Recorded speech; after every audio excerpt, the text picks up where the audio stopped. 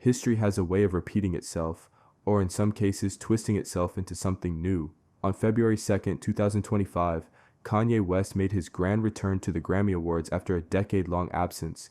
But it wasn't just his presence that sparked discussion, it was his wife, Bianca Censori, who turned heads. She arrived in a long black coat but later stripped down to nearly nothing on the red carpet. But was this just another Kanye publicity stunt, or was there something deeper at play? Could this moment connect to the historical exploitation of black women as seen in the tragic story of Sarah Baartman? Let's break it down.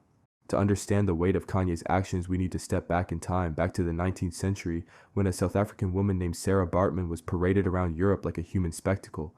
Taken from her homeland under false promises, she was displayed in freak shows, ogled for her body, and treated as less than human. Her exploitation wasn't just physical, it was deeply cultural, reinforcing stereotypes about black women's bodies that persist to this day.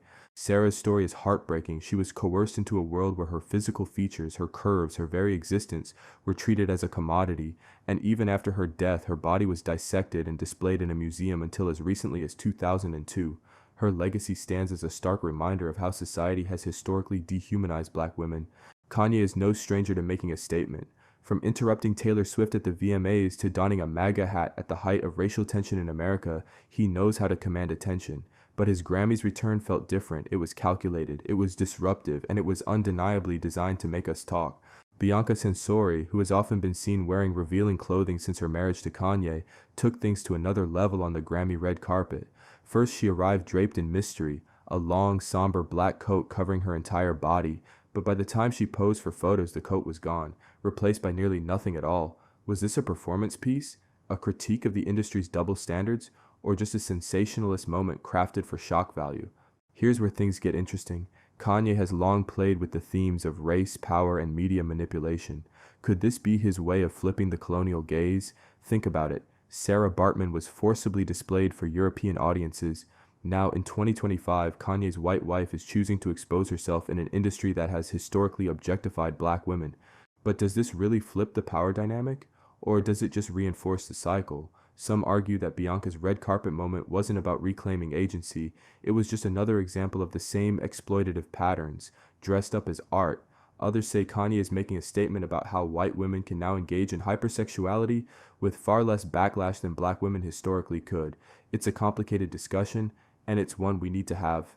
Of course, the internet exploded. Some called it art, others called it distasteful. Some questioned why Bianca's nudity was even shocking in an era of hypersexualized celebrity culture.